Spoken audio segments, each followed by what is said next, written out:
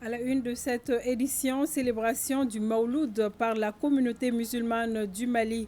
L'anniversaire du baptême du prophète Mohamed, paix et salut sur lui, a été marqué par des séances de prière et de bénédiction pour un Mali apaisé et prospère. Les fidèles chrétiens ont célébré aussi les 100 ans de l'Alliance chrétienne missionnaire, communément appelée SEMA. Ce centenaire a été célébré avec faste à 100 par de milliers de fidèles de l'Église évangélique. Et nous irons à Koulikoro pour voir de braves dames pêcheuses et exploitantes de sable et de gravier. Nous allons voir comment ces Nyélénis se démènent pour subvenir à leurs besoins, voire aux besoins de toute la famille. Le RTM est allé à leur rencontre.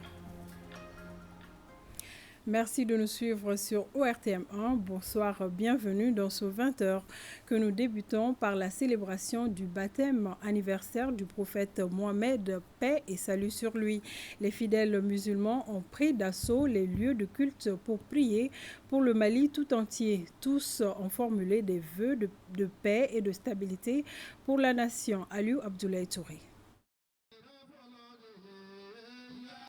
La célébration du baptême du prophète, boussole de l'islam, le plus parfait et le plus complet, est l'un des événements phares pour la communauté musulmane. La nuit du Mawlid est une veillée de prière et de bénédiction.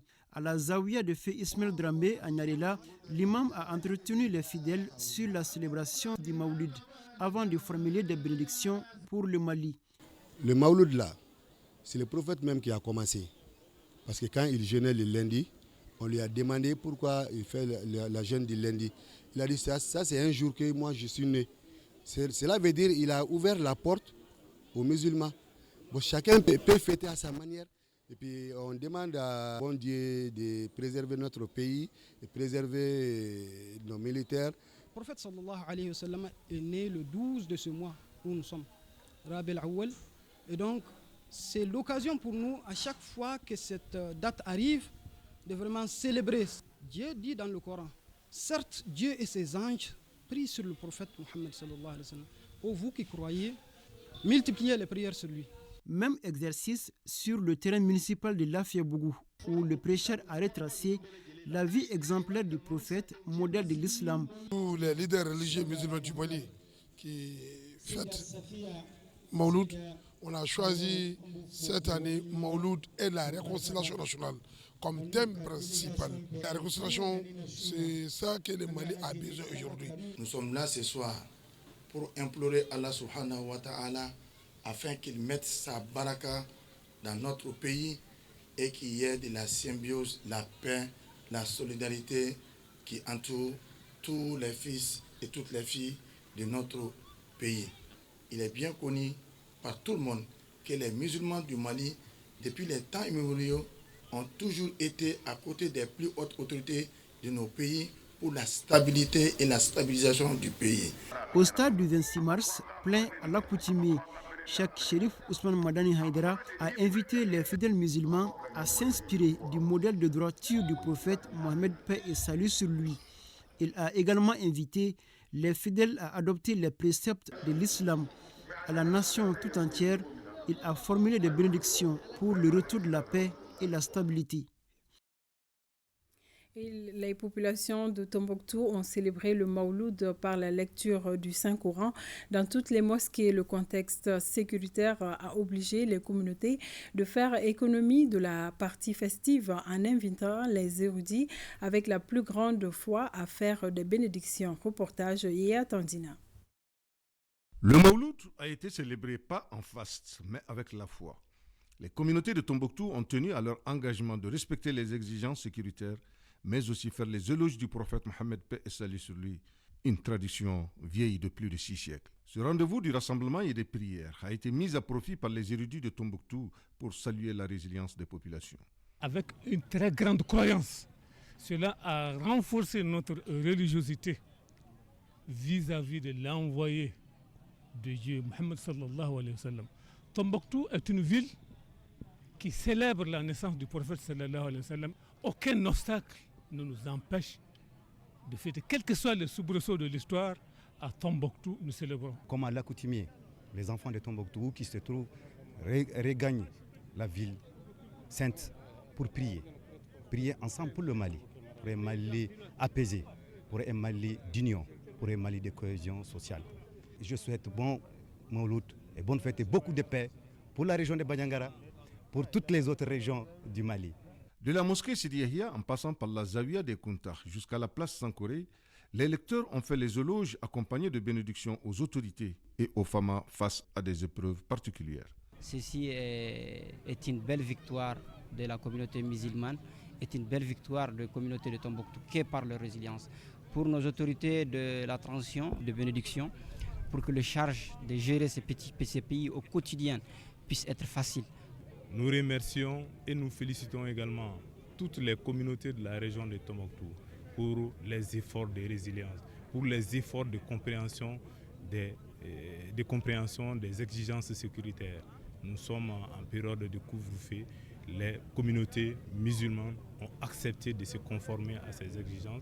Je les félicite. Nous remercions et nous félicitons les autorités de la transition pour les efforts inlassables et fournis au quotidien pour le retour de la paix sur l'ensemble du territoire national.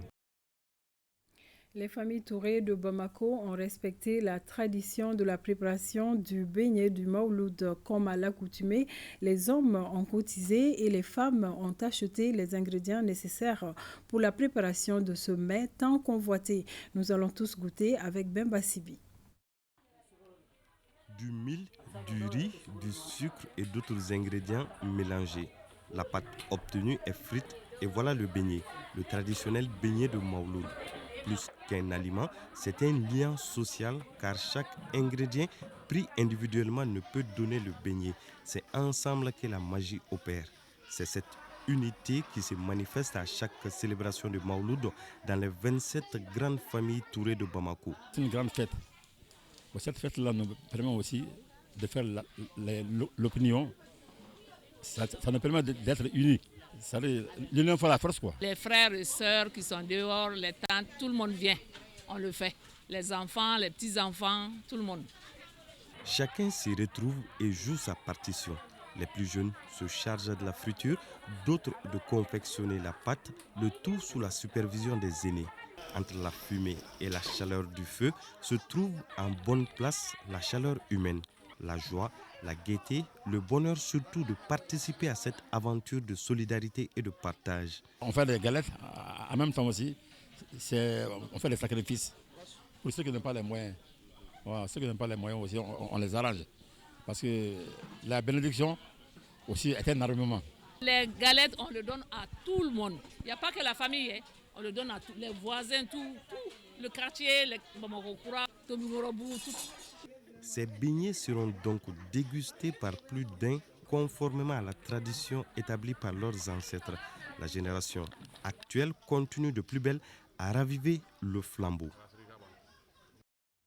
Ils jouent aussi un rôle capital dans la célébration du Mawlud. Grâce à eux, de nombreuses personnes prennent part aux festivités de la naissance du prophète Mohamed, paix et salut sur lui.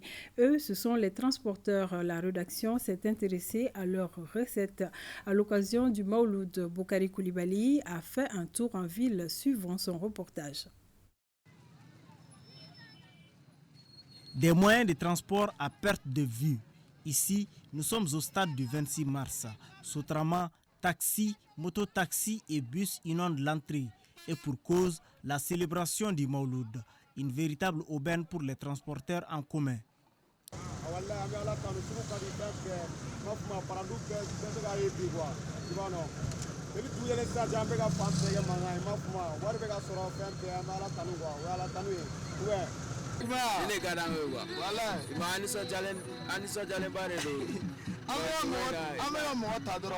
Yacouba Togo est conducteur de moto-taxi. En quelques heures seulement, il a vu sa recette doubler.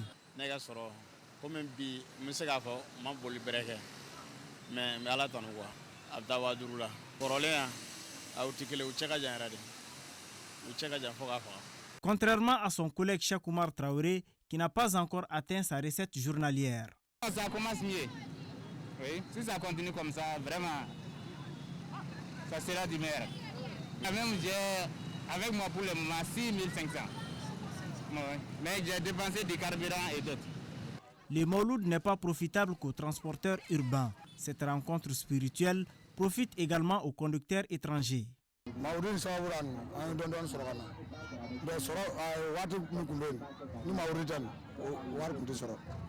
Autre lieu, autre réalité, les grands marchés de Bamako.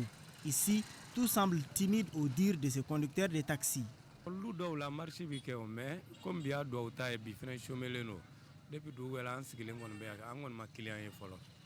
Dans cette effervescence, certains chauffeurs expriment leur joie comme en témoignent ici ces images.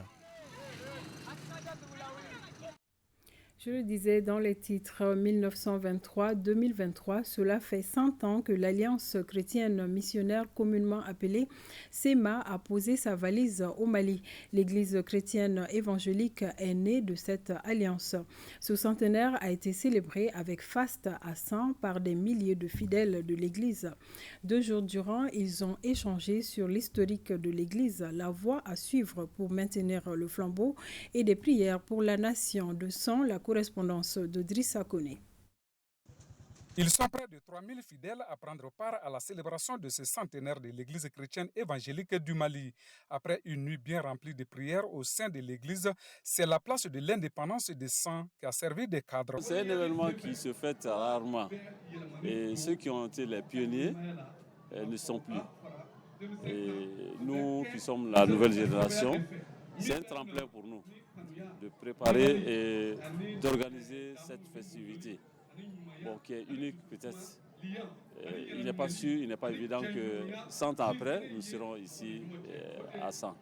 Le but, c'est que nous voulons transmettre le flambeau à la jeunesse pour que la jeunesse d'aujourd'hui puisse prendre le flambeau et continuer l'œuvre que nos pères ont commencé et qu'ils puissent aller avec ça jusqu'au retour de Jésus. Ces 100 ans représentent une victoire pour l'Église chrétienne et évangélique qui, malgré les difficultés, a pu maintenir haut le flambeau tout en participant à la vie de la nation. De nos jours, nous avons 16 centres de santé et un hôpital qui est situé dans la région de Koutchala. Et nous avons plus de 600 pasteurs à travers le pays. C'est eux qui œuvrent et qui annoncent l'évangile. Seuls les pasteurs, les prêtres, les imams sont capables de s'aimer la parole de Dieu au cœur des fidèles. Et c'est par cette parole de Dieu qui change le cœur des hommes, qui change l'homme. Des messages de paix et de vivre ensemble ont été véhiculés pendant ces 2 jours de la célébration des 100 ans de l'Église chrétienne évangélique du Mali. Sur un autre plan à présent, je vous parlais au tout début de braves femmes pêcheuses et exploitantes de sable et de gravier. Ces braves dames font le dur labeur du matin au soir pour subvenir à leurs besoins, voire aux besoins de toute la famille. Le RTM, accompagné par la directrice de la promotion de la femme, de l'enfant et de la famille de Koulikoro, a rendu une visite à Seigné-Léni qui participe activement au développement de la société. Hatoumata Saré et Salif Maïga depuis la cité du Méguétan. En d'autres endroits au Mali, la pêche est exclusivement réservée aux hommes. À Koulikoro, les femmes ont inversé cette règle. Elles font cette activité aquacole au même titre que les hommes. Nous l'avons hérité de nos parents. Nos mamans faisaient la pêche collective. Nous n'avons pas encore une association formelle. Nous faisons la pêche uniquement entre femmes. Nous avons trouvé que nos mamans faisaient la pêche collective. Elles le faisaient ainsi. Nous autres, nous suivons leurs traces. Nous sommes toutes de la même famille. Le fruit de la pêche collective était vendu sur le marché. Et nos mères se partageaient les dividendes. Ici, nos sœurs ne font pas que de la pêche, elles s'illustrent dans l'exploitation du sable et du gravier. L'exploitation du sable et du gravier est une activité génératrice de revenus. Après la mort de mon mari, j'ai été encouragée par un voisin. pour faire de l'exploitation du sable et du gravier. Dès que j'ai une quantité importante de gravier et de sable, le voisin s'est chargé de vendre, ce qui m'a permis de construire ma maison. Nous travaillons dans la collégialité. Ces femmes qui font la pêche d'une part et d'autre part l'exploitation du sable et du gravier convergent chaque jour à la recherche du pain quotidien. Je suis là il y a 20 ans. Cette activité m'a permis de construire ma maison et de trouver les trousseaux de mariage de mes filles.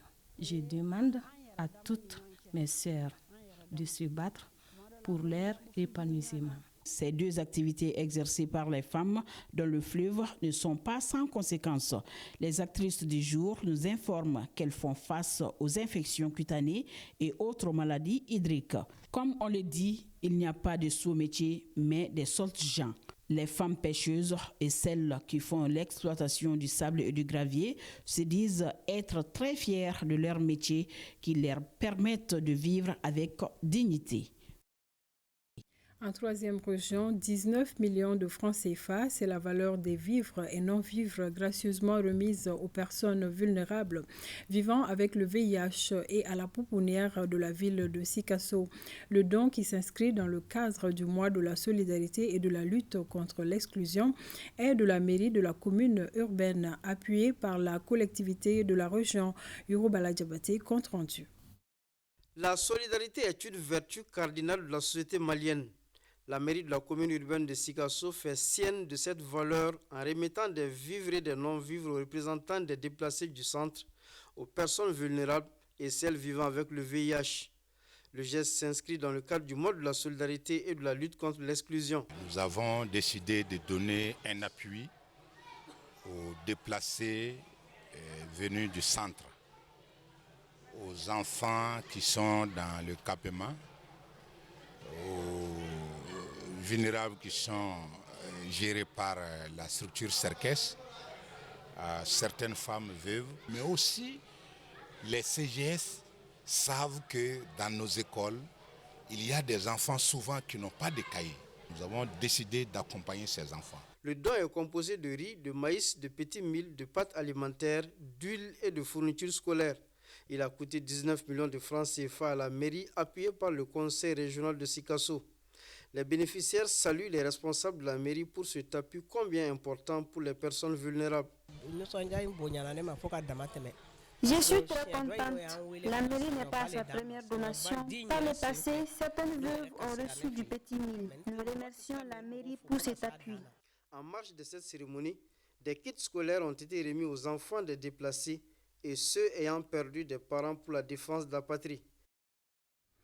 Environnement en troisième région, mettre sous terre plus de 690 hectares de pieds d'arbres. C'est le défi que se fixe la direction régionale des eaux et forêts au cours de la campagne de reboisement 2023. Pour le relever, elle vient d'organiser une journée de plantation d'arbres présidée par la gouverneure de Sikasso.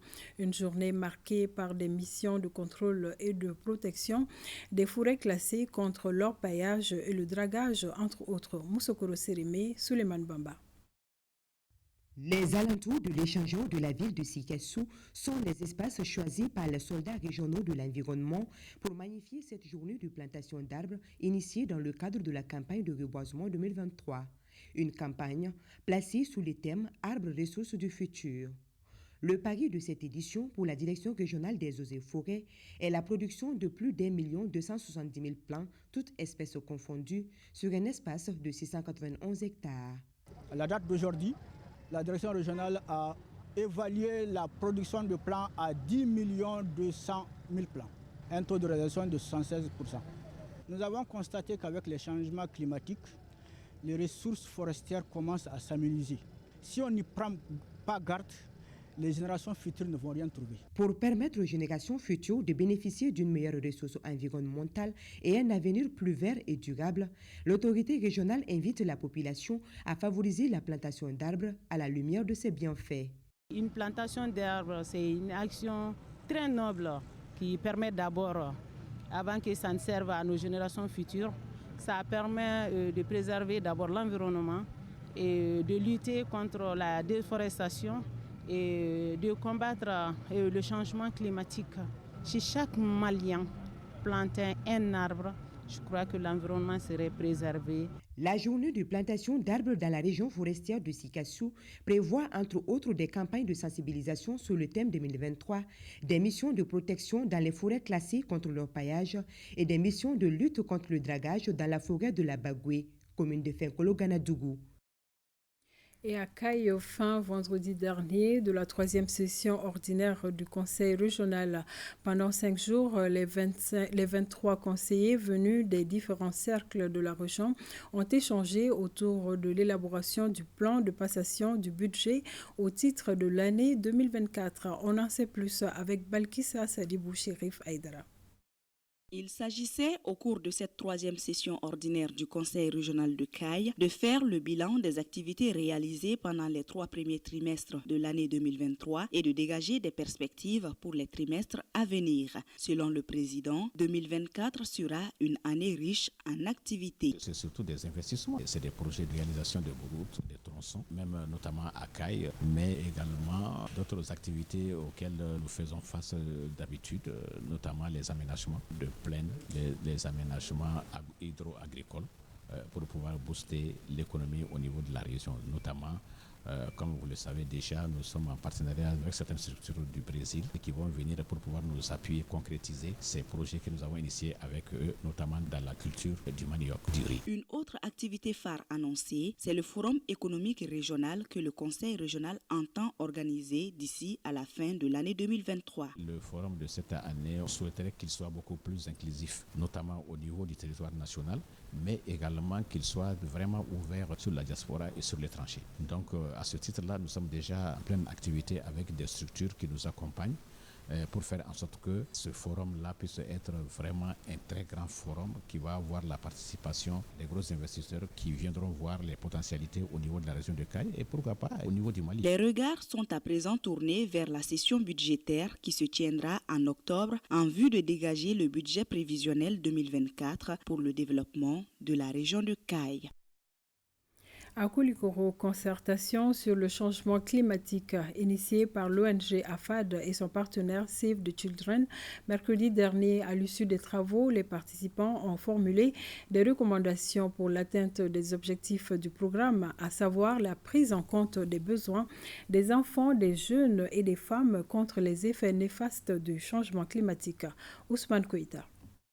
Ils sont des hommes et des femmes impliqués dans la protection et la sauvegarde des droits de l'enfant et dans la lutte contre les changements climatiques à prendre part à ce cadre de concertation dans la capitale de Méguétan. Ce programme vise à contribuer à la prise en compte des besoins des enfants, des jeunes et des femmes dans les stratégies et politiques de lutte contre les changements climatiques au Mali. À l'issue d'une étude, nous avons compris que les enfants, les femmes et les jeunes, leur besoin n'est pas efficacement pris en compte dans les documents de stratégie au niveau national.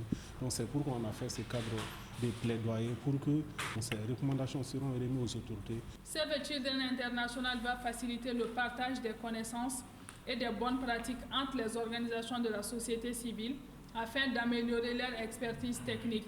La trentaine de participants à ce cadre de concertation ont échangé et discuté sur les effets néfastes du changement climatique sur les enfants, les jeunes et les femmes et surtout leur protection face aux effets néfastes du changement climatique. C'est un vif appel à tous les enfants du Mali, mais aussi aux adultes de nous accompagner vraiment à lutter contre ces fléaux, le changement climatique. Permettez-moi de saluer l'ONG AFAD et son partenaire Save the Children pour une telle initiative qui vise à appuyer les plus hautes autorités du pays à améliorer la performance des stratégies et politiques de lutte contre les changements climatiques et intégrant davantage les dimensions des enfants, des jeunes et des femmes qui sont malheureusement aussi les plus vulnérables aux effets néfastes des changements climatiques.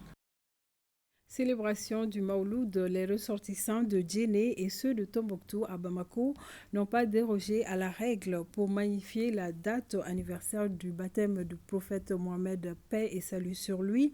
Ces deux communautés résidant à Bamako ont respectivement organisé à Médine et à 15 Amboukou des séances de prière et de bénédiction pour l'apaisement du climat social et le retour définitif de la paix au Mali. Mohamed Kayentao et Abou Kone ont suivi pour ORTM 1.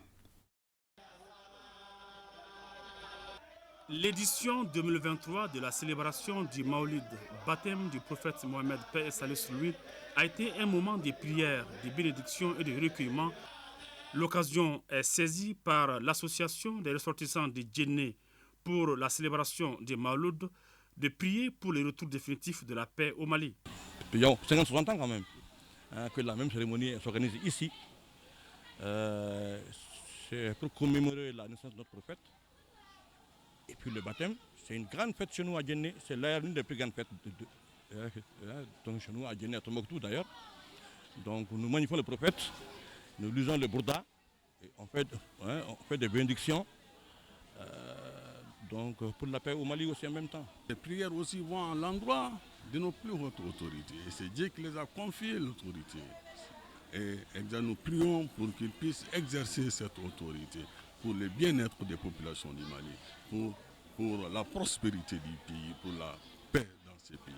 Et cela, ça se voit ici. Vous voyez, tous les grands marabouts qui sont à Bamako, ressortissants de Guinée, sont là. C'est à Kinzambourou que les ressortissants de la région de Tombouctou se sont réunis pour la même cause, ce à travers des prêches, prières et lectures du Saint-Coran, une tradition respectée depuis 69 ans. Cette année, nous avons voulu fêter le Mawlud le plus simplement possible grâce aux événements qui sévissent dans le Mali, qui sévissent particulièrement dans le nord du Mali. Ils ont demandé aux Tout-Puissants d'accompagner les dirigeants de ce pays. Ils ont demandé aux Tout-Puissants d'assister les femmes de nuit comme de jour, les femmes que nous protègent, que Dieu les protège. Et Dieu, nous avons demandé enfin aux Tout-Puissants d'accueillir nos morts dans le paradis. Nous exhortons ces gens-là et tous les Maliens à travers eux de les imiter. Et nous sommes convaincus en tant que croyants, en tant que religieux, en tant que chef du département, n'est-ce pas, et en charge des questions de religion, que seules les prières et les bénédictions, n'est-ce pas, et sauvent notre pays. Surtout que Tombouctou, tout le Mali est en deuil, je vais dire, principalement Tombouctou. Tout au long de la journée, les ressortissants des deux communautés n'ont cessé d'appeler les Maliens à la cohésion sociale et au vivre ensemble. Un mot de lecture dans cette édition. Le groupe d'innovation livresque, une maison d'édition qui vient de lancer ses activités, elle met un point d'honneur sur la traduction de ses publications dans plusieurs langues, notamment le français, l'anglais et l'arabe. On en sait plus avec Bemba Sibi. Le monde de l'édition malien s'étoffe avec le lancement du groupe d'innovation livresque. La nouvelle structure regroupe des écrivains, des éditeurs, des linguistes, bref, des compétences pour offrir des contenus riches et instructifs. Le lancement de la maison d'édition a été marqué par la mise sur le marché de plusieurs ouvrages individuels et collectifs. Pour le moment, nous avons imprimé un livre là, traduit en 9 langues, qu'on a appelé La Journée de Bilali, un second livre, La Repentance, traduit en 9 langues. Nous avons fait des syllabaires qui sont inédits et nous avons fait un 4e livre. En ce moment, nous sommes en train de travailler sur un livre que nous avons appelé Les Chemins de la Liberté. Le groupe d'innovation livresque, comme son nom l'indique, entend innover en matière d'édition de livres. Ceci en faisant de la diversité linguistique du Mali un atout dans la production de savoir. Les livres que nous faisons sont assortis de jeux éducatifs, sont assortis de sculptures. Il y a des audios qui les accompagnent, il y a des puzzles qui les accompagnent. C'est différents types de jeux qui permettent à l'enfant de jouer tout en communiquant. Nous nous sommes fixés comme objectif d'écrire 1000 livres pendant 20 ans. Ça veut dire 50 livres par an. À court, moyen et long terme, le groupe entend également traduire ses publications dans 25 langues locales pour faciliter l'accès au savoir au plus grand nombre. Les membres vont aussi former les jeunes en technique de lecture. À Bougouni, Lithium du Mali SA vient d'offrir gracieusement des matériels didactiques et des kits scolaires à certains établissements de la commune de Danou. Cette cérémonie de remise a enregistré la présence des autorités scolaires Jafar Aïdara et Djibril Bagayoko. Cette remise de matériel didactique et de kits scolaires aux écoles de Mafele, Galamina, Torakoro et Kemene s'inscrit dans le cadre de la politique de lithium du Mali SA. Nous distribuons 1200 kits à des élèves du primaire ainsi que des élèves du secondaire. Ce sont des kits qui sont composés de sacs, de cartables et l'ensemble des équipements dont a besoin un élève afin de pouvoir aller dans une classe. On a également prévu des équipements pour les enseignants. Les bénéficiaires, à leur tête le directeur national de l'enseignement fondamental, se réjouissent du geste hautement humanitaire en faveur de l'école malienne et demandent aux donateurs de pérenniser cet acte. Cette société est absolument sur la voie qui est la nôtre, celle d'accompagner les populations à faire face aux difficultés du quotidien, à améliorer le confort de ces populations dans le cadre de l'école. C'est une bonne action et nous l'approuvons. Nous apprécions à sa juste valeur la présente action de remise des kits scolaires qui est une manifestation de la solidarité humaine et qui s'inscrit dans le sillage du président de la transition, chef de l'État. À la rencontre des anciens de la Biennale, Ngou Bagayogo est acteur culturel depuis 1970 et a participé à toutes les biennales artistiques pendant 45 ans. Ngou Bagayogo est resté accroché à sa culture sénoufo. Il a participé à plusieurs festivals de musique à travers le monde avec son épouse, l'artiste Nawa Doumbia. Suivons le parcours de l'homme avec Jafar Aïdara.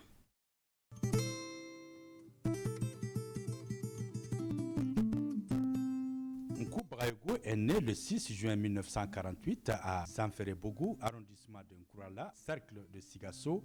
Après ses études en 1969, il entame la profession d'enseignant à l'école fondamentale de Badlabougou, puis Mité à Bougouni à l'école fondamentale de Eramakono jusqu'en 2005 où il fait valoir ses droits à la retraite. Acteur culturel depuis 1970 dans la région de Sigasso, présent dans toutes les biennales artistiques et culturelles pendant 45 ans, de 1978 à 2023. La base de la culture, il faut aimer ça. Et la culture est innée.